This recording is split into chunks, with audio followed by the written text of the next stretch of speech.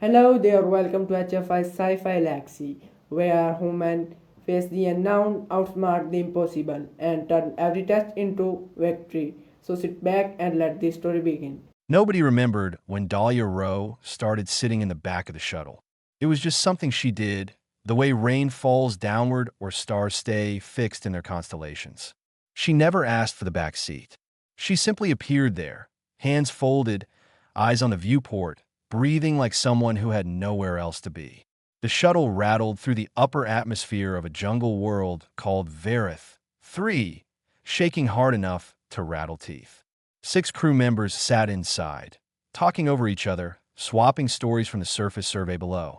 Groth, the Valekarn security chief, filled most of the rear bench with his armored bulk. His species looked like what would happen if a crocodile learned to walk upright and then spent a few million years getting angrier about it.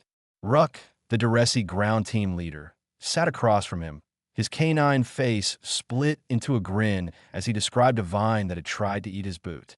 Finley, the tiny Saravian navigator, clutched her harness straps with all 6 limbs and pretended she was not terrified of atmospheric reentry.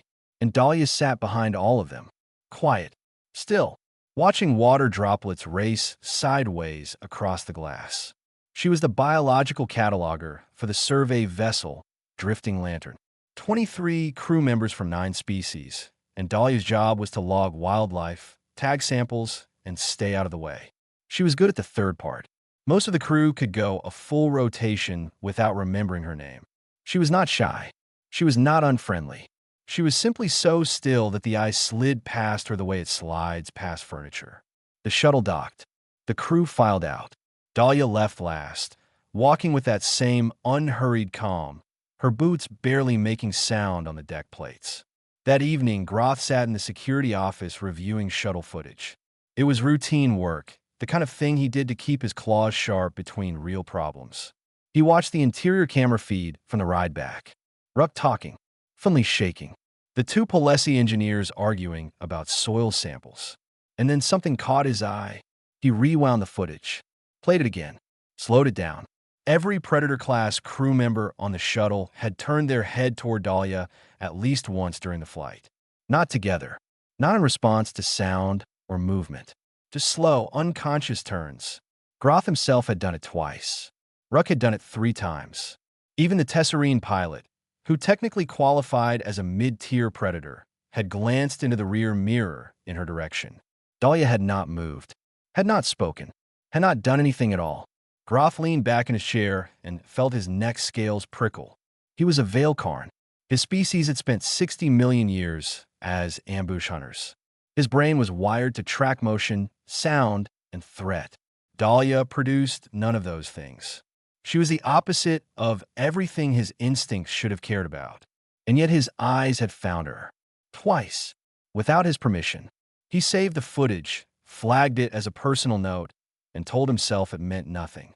3 decks below, Finley could not sleep. This was not unusual. Finley could rarely sleep. Her species was built for alertness, for catching the sound of a predator's footstep at 200 meters. Living on a ship full of predators meant her nervous system never fully shut down. She left her bunk and wandered through the dim corridors until she reached the observation deck. It was the quietest place on the ship, a long room with a curved window that looked out over whatever the drifting lantern happened to be orbiting. Tonight, it was a gas giant, its bands of amber and cream rolling in slow silence. Dahlia was already there. She sat on the floor with her back against the window frame, her knees drawn up, her face lit by the planet's glow. She did not look up when Finley entered. She did not move. She just breathed, slow and even like the room itself was breathing with her. Finley stood in the doorway for a long moment. Every instinct told her to assess the space, check the corners, calculate escape routes. She did all of that in 2 seconds. Then something else happened, something her instincts had no name for. She walked over and sat down beside Dahlia. Neither of them spoke. The gas giant turned below. The ship hummed. Finley pulled her smaller legs beneath her and rested her enormous ears flat against her skull, which was the Saravian equivalent of exhaling completely. Her trembling stopped. It did not slow. It did not fade. It stopped, like someone had reached in her chest and turned off the alarm that had been ringing since the day she boarded this ship. She sat there for an hour. Dahlia never said a word, never shifted, never looked at her, never acknowledged her presence with anything more than a slight softening of her breathing. When Finley finally returned to her bunk, she slept straight through the night for the first time in 4 months. She dreamed of open fields and warm wind, and nothing chasing her. In a security office, Groth stared at the footage one more time. He watched his own head turn toward Dahlia, slow and sure, like a compass needle finding north. He closed the file and sat in the dark for a long time, trying to name the feeling in his chest. It was not suspicion. It was not fear. It was something older than both, something his species had carried in their blood since before they learned to speak. He did not have a word for it yet, but he would. The cave mouth looked like a wound torn into the hillside. Jagged rock edges, black interior, and a smell that made Ruck's Duresi nose wrinkle with data he could not quite sort. Mineral. Organic. Old. He stood at the entrance with his ground team and checked his scanner for the fourth time, not because the readings had changed, but because the silence of the place made him want something to do with his hands. Behind him, the team formed up. 2 Palesi engineers with their sample kits. Groth, who had insisted on coming for security. A Tesserine geologist named Orvan. And Dahlia, who had walked off the shuttle last, said nothing during the briefing, and now stood at the back of the group with her cataloging pad held loosely at her side. Ruck had been a pack leader for 11 years.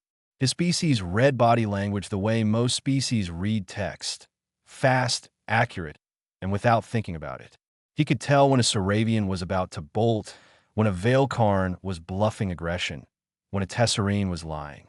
He had read thousands of bodies across dozens of species. Dahlia's body said nothing. Not relaxed, not tense, not alert, not afraid. Just present, like a stone in a river. It bothered him in a way he could not scratch. They entered the cave in single file. The interior opened into a massive chamber, the ceiling high enough that their lights could not reach it. The walls were covered in a thick, chitinous crust, and the floor moved. Insects, thousands of them, armored, segmented things the size of a human forearm, with mandibles that could clip through survey cable. They covered every surface, clicking and shifting in patterns that suggested a nesting colony. The team stopped, Groth's claws extended by reflex. The Palesi engineers took a collective step backward. Ruck raised a fist. Hold position. He studied the colony. Territorial species. Aggressive when startled. The team would need to move slowly, collect samples from the edges, and avoid the central nesting mass. He turned to give the order and found Dahlia already walking forward. She moved between the insects with a slow, even stride, her boots finding gaps in the living carpet like she could see them before they opened. The creatures did not scatter. They did not rear up or click their mandibles. They simply moved aside, flowing around her feet like water parting for a stone. Ruck's jaw went slack. He had seen Duresi pack callers walk through herds of grazing animals. He had never seen anything like this. The insects were not ignoring Dahlia.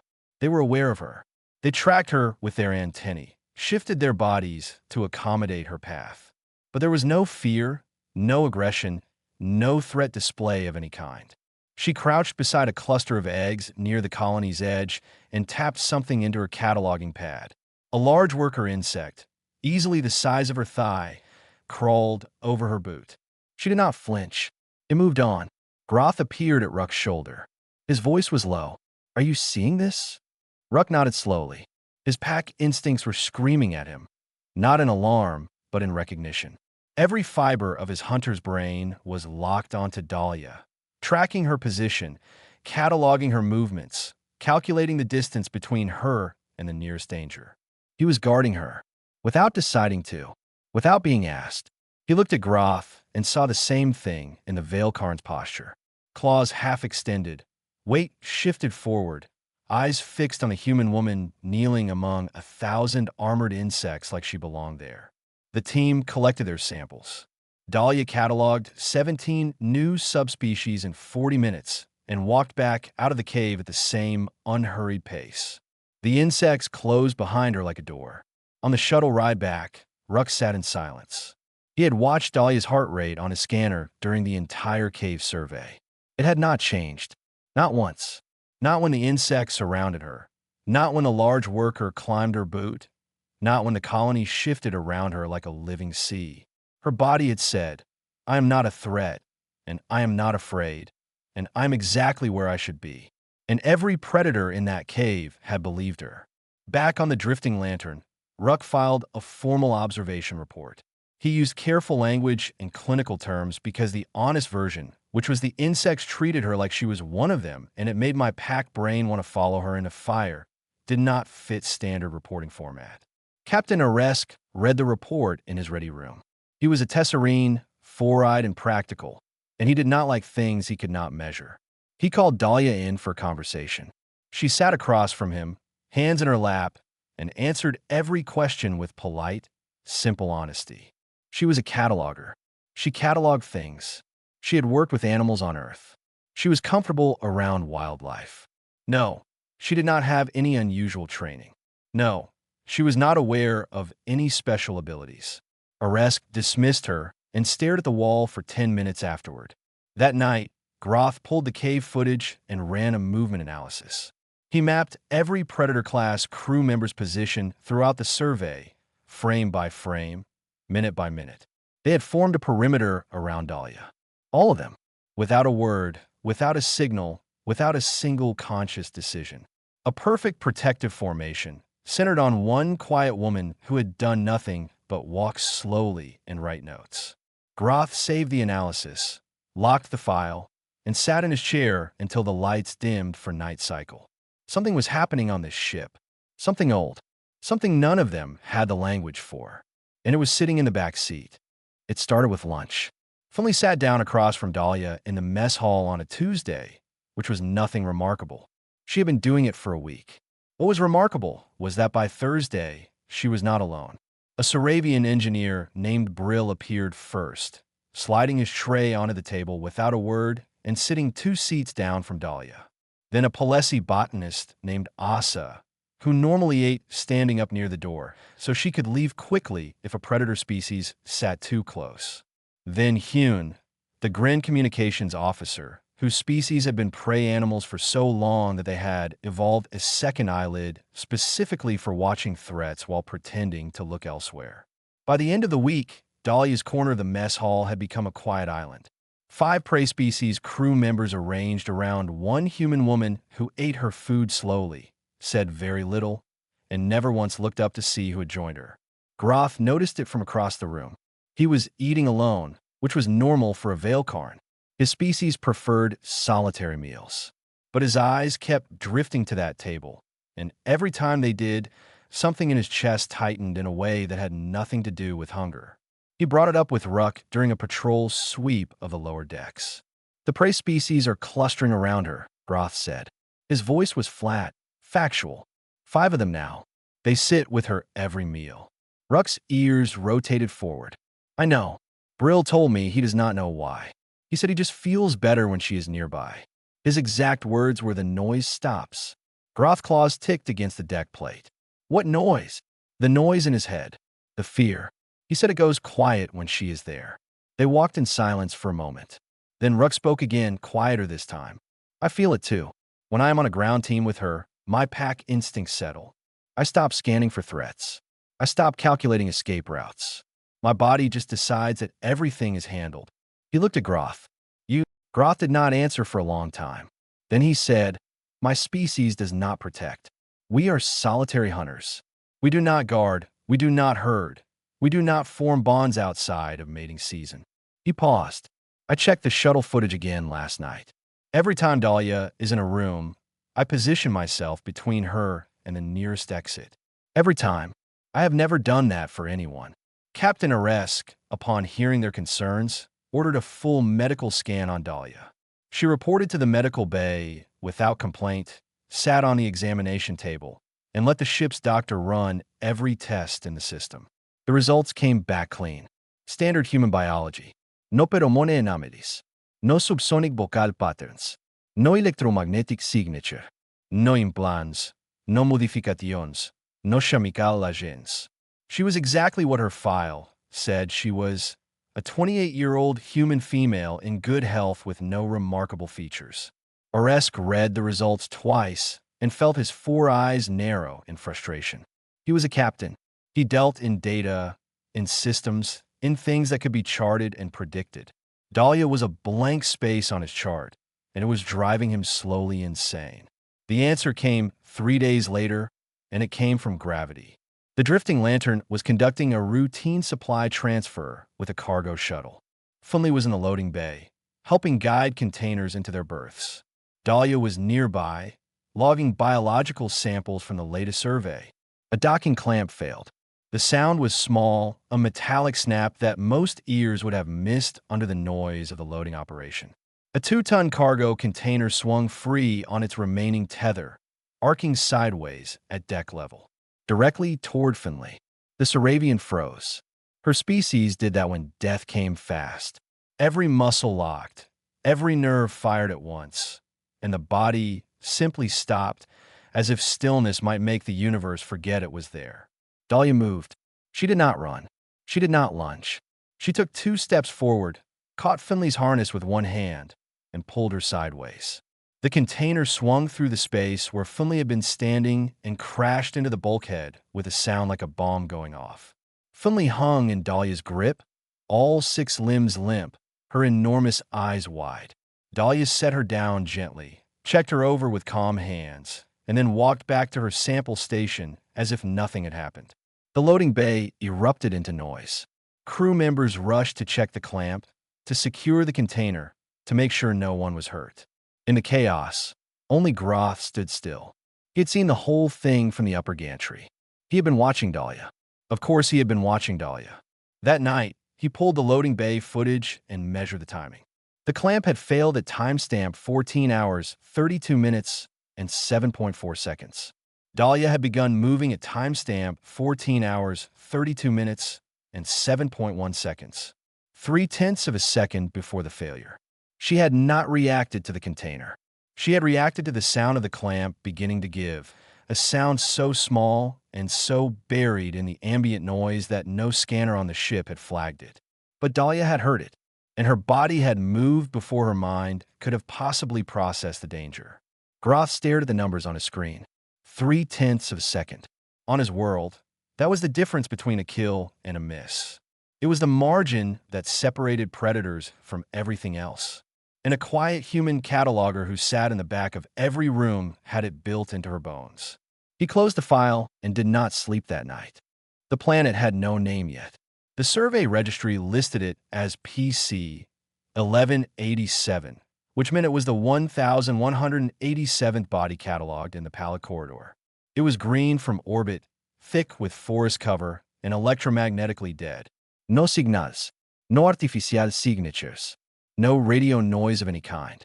The scanners, however, were screaming with life. Biological density readings were off the scale. Whatever lived in those forests, there was a lot of it. Captain Oresk assembled a full ground team and, for the first time, did not wait for Dahlia to be assigned. He put her name on the roster himself. When Ruck asked why, Oresk simply said, "Because I want to know," and left it at that. The shuttle descended through a pale sky and set down in a clearing ringed by trees that were taller than the drifting lantern stood on end. They were white, not pale, not birch-colored, but truly white, as if the bark had been bleached by something that had nothing to do with sunlight. Their branches did not move. There was no wind. The team stepped out and stopped. Silence. Not the silence of an empty place. The silence of a full place that had chosen to hold its breath. Ruck's ears flattened. His scanner showed life signatures in every direction, hundreds of them, large ones, packed into the forest. But nothing moved. Nothing called. The trees stood like bones, and the air hung motionless. "Spread out," Ruck ordered, though his voice came out quieter than he intended. "Standard collection pattern. Stay in pairs." The team moved into the forest. Within 10 minutes, the report started. "Brill on the comm. Something is wrong. My head feels heavy. Pressure behind my eyes. Asa, breathing fast. I want to leave. I do not have a reason. I just want to leave." Groth, voice tight. "I have been a soldier for 20 years, and I am telling you that this forest does not want us here." Even Ruck felt it, a crawling unease, like standing in a room where someone had just died and the air still held the shape of their last breath. His pack instincts were firing in every direction, telling him to gather his team, form a ring, and defend against something he could not see. And then Dahlia walked deeper into the trees. Alone, Ruck called after her. She did not respond. She did not break stride. She moved through the white trunks like she was following a trail only she could see, her cataloging pad forgotten at her side, her head tilted slightly as if she was listening to something far away. Groth went after her. He pushed through the undergrowth, his armored bulk snapping branches that Dahlia had slipped through without touching. He tracked her for 300 meters before he found her. She was standing in a clearing. Around her, arranged in a perfect circle, were 6 creatures. They were enormous, each one the size of a ground transport, with 6 legs, translucent skin stretched over visible musculature, and no eyes. Their heads were broad and flat, lined with sensory pits that pulsed with a faint bioluminescence. They were completely motionless, oriented toward Dahlia, like petals around a center. Groth's combat training took over. His claws extended. His body dropped into a killing stance. His brain calculated 6 targets, 6 threat vectors, 6 possible attack patterns. Then Dahlia hummed. It was low, so low that Groth almost could not hear it, a vibration that lived in the chest more than the ears. It was not a melody. It was a single, sustained tone that seemed to press against the air and fill the space between the trees. The creatures shifted, not toward Dahlia, toward each other. They pressed their massive heads together, and from somewhere deep in their bodies, they produced a sound that Groth felt in his bones. A vibration, a resonance, an answer. Dahlia stopped humming and stood very still for a long time. Then she turned to Groth. Her face was calm, but her eyes were wet. "They are not hunting," she said. Her voice was quiet and certain. "They are grieving. Something killed their young. They have been screaming for days, but nobody on this ship could hear them." Groth stared at her. "How can you hear them?" "It is infrasound, below 20 hertz. Most species cannot detect it at all." She wiped her eyes with the back of her hand. "Humans can. We feel it more than hear it. I have been feeling it since we entered orbit.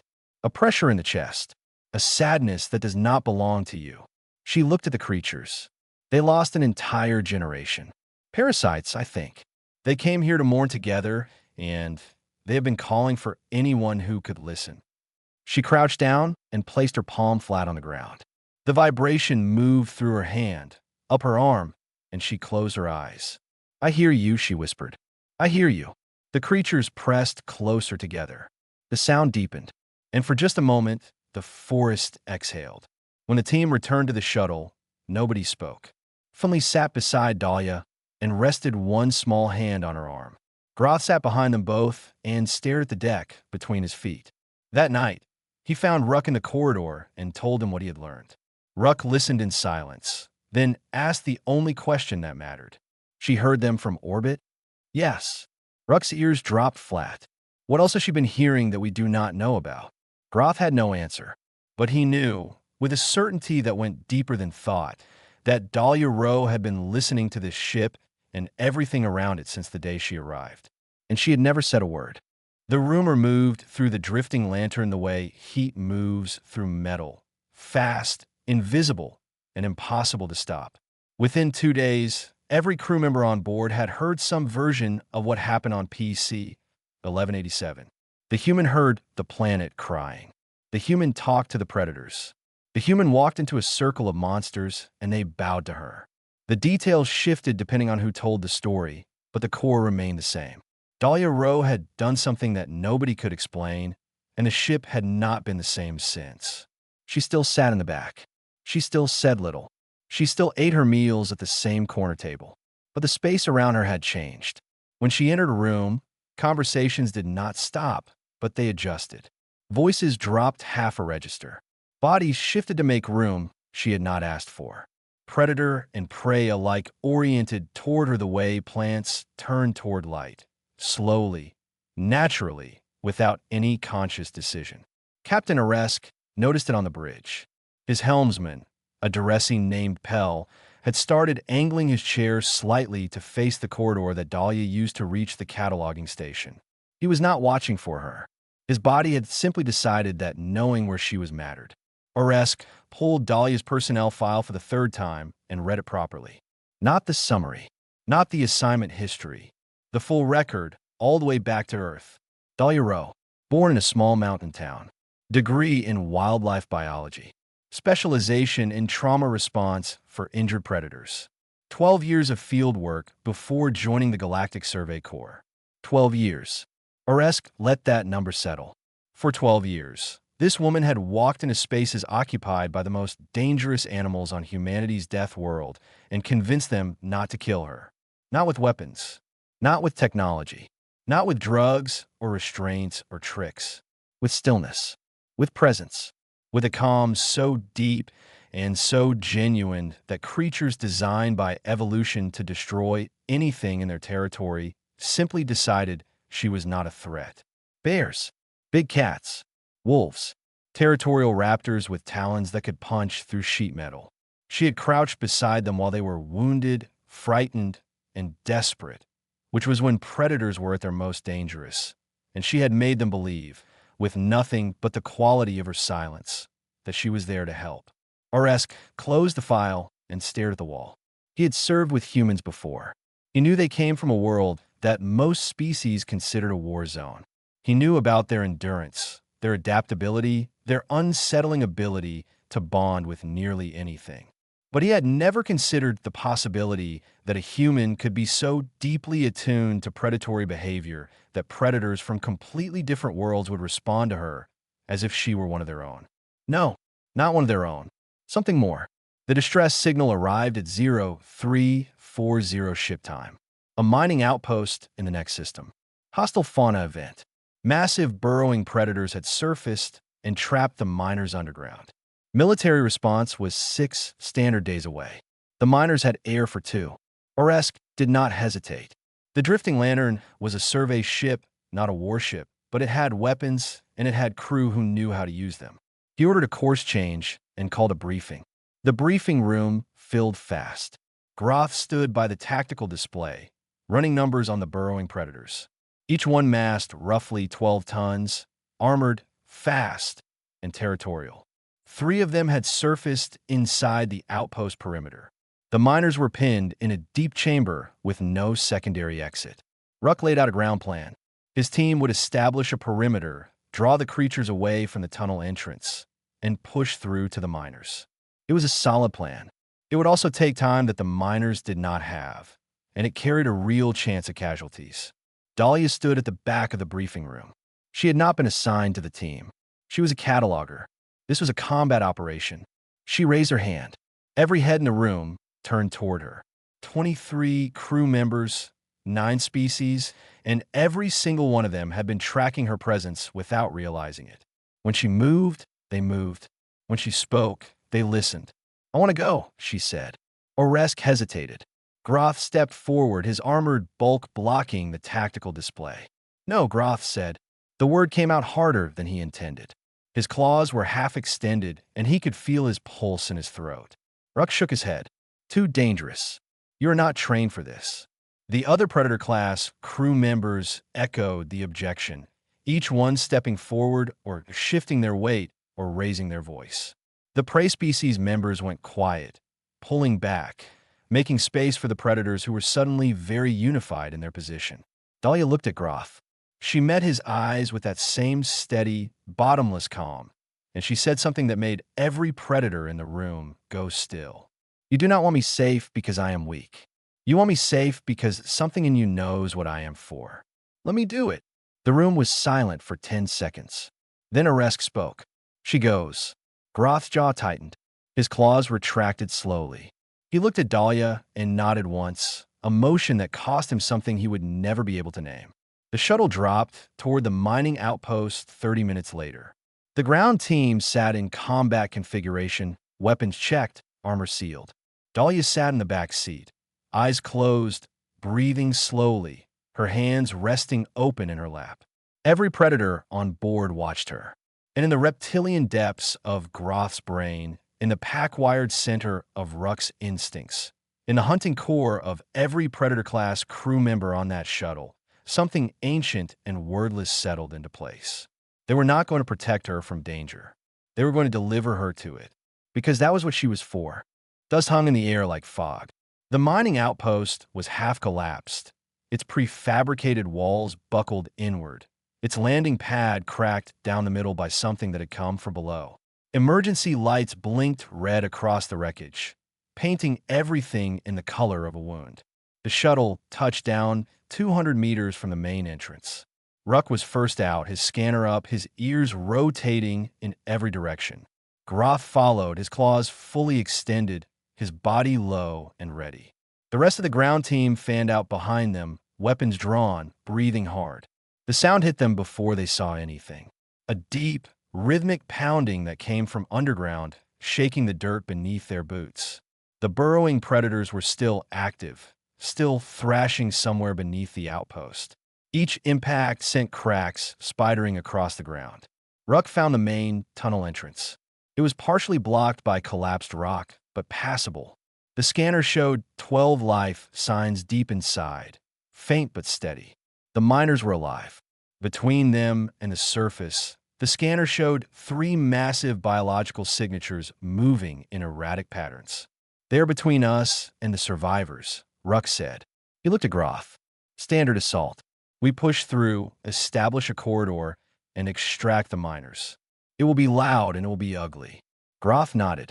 His body was already in combat mode, every muscle coiled, every sense dialed to maximum. This was what he was built for. This was simple. Then Dahlia walked past them both. She moved with that same unhurried stride, boots crunching on broken rock, hands at her sides. She did not look at Ruck. She did not look at Groth. She looked at the tunnel mouth the way a person looks at an open door they have walked through 1,000 times before. Groth reached for her. His hand closed on empty air. She was already 3 steps ahead, and something in her posture, something in the set of her shoulders and the rhythm of her breathing stopped him cold. It was not courage. Courage implied fear overcome. Dahlia was not overcoming anything. She was simply walking toward something she understood, the way a river walks toward the sea.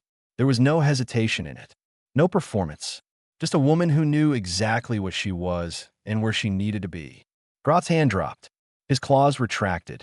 Behind him, Ruck made a sound low in his throat that was the duress-y equivalent of surrender. They followed her, not as an assault team, not in combat formation. They followed her the way a pack follows its leader, spread out behind, watching the flanks, guarding the path she had chosen. Dahlia entered the tunnel. The darkness swallowed her. The ground team activated their lights and moved in after her, weapons still drawn but pointed down. The pounding grew louder with every step. The walls shook. Dust rained from the ceiling. They found the first burrowing predator in a collapsed junction chamber. It was enormous, 12 tons of armored muscle wedged into a space too small for it, its massive clawed forelimbs tearing at the walls in blind fury. Its body was covered in deep scratches, and its breathing was ragged and panicked. The ground team froze. Groth's combat instinct screamed at him to fire, to attack, to put the creature down before it brought the ceiling on their heads. Dahlia kept walking. She walked toward it the way she had walked toward the insects in the cave, the way she had walked into the circle of grieving creatures on PC 1187. Slow, steady, her breathing even, her body broadcasting nothing but presence. The creature stopped thrashing. Its massive head swung toward her, sensory pits flaring. It was blind, navigating by vibration and heat, and the vibration it was receiving from Dahlia was something it had never encountered before. Not prey, not threat, not another predator. Something still, something warm, something that was not afraid. Dahlia stopped 3 meters from its head and crouched down. She placed both hands flat on the tunnel floor and closed her eyes. For a long moment, she did nothing. Then she began to hum, that same low tone, barely audible, more felt than heard. The creature's breathing slowed. Its claws stopped moving. Its enormous body settled against the tunnel floor, and the sound that came from its chest was not a growl. It was an exhale, A release of something it had been holding since the miners broke through the ceiling of its nursery and filled its world with noise and light and terror. Dahlia opened her eyes and looked at the creature with an expression that Groth would remember for the rest of his life. It was not pity. It was not fascination. It was recognition. She saw it, not what it was, what it felt. "Your babies are below," she whispered. "I know. We did not mean to. Let me show you the way out." She stood and walked past the creature, deeper into the tunnel. It followed her. 12 tons of armored predator, moving behind a human woman like a lost animal following a shepherd. They found the second creature in the next junction. Then the third. Dahlia walked past each one, humming, breathing, being still, and each one fell in behind her. 3 burrowing predators, each capable of crushing a shuttle, walked single file behind Dahlia Rowe through the tunnels of a collapsed mining outpost. She led them to a secondary shaft, one that opened into open ground away from the outpost. The first creature emerged into daylight, shook the dust from its armor, and dove into the soil. The second followed. The third paused at the tunnel mouth, its massive head turning back toward Dahlia. It made a sound, low and resonant, that vibrated through the rock. Then it was gone. Dahlia turned around and walked back into the tunnel. She found the miners huddled in their deep chamber, 12 frightened people who had spent 2 days listening to monsters tear their world apart. She led them out slowly, calmly, saying nothing that mattered except "Follow me, and it is safe now." They emerged into sunlight. 12 survivors, blinking and shaking. Dahlia had dust in her hair and a small cut on her hand where she had steadied herself against a broken wall. Groth was waiting at the tunnel mouth. He looked at her, and his jaw worked for a moment before he found words. "What did you do?" "Same thing I have always done," she said. "I sat still, and I listened." They were not angry. Their nest was under the outpost. The miners broke through the ceiling of their nursery. "I just showed them the way out." She walked past him toward the shuttle. He watched her go and felt something shift in his chest, something that had been building since the first time he watched his own head turn toward her on the shuttle footage. The drifting lantern left the system that evening. The crew returned to their routines. Dahlia returned to her corner table, her cataloging pad, her quiet seat at the back of every room. But everything was different now. Groth no longer sat in front of her on the shuttle. He sat behind her, positioned the way a predator guards something it has decided belongs to the pack. Ruck deferred to her on every ground survey, not by order, but by instinct. Finley slept beside her on the observation deck, curled against her side, trembling gone. Captain Oresk amended her personnel file.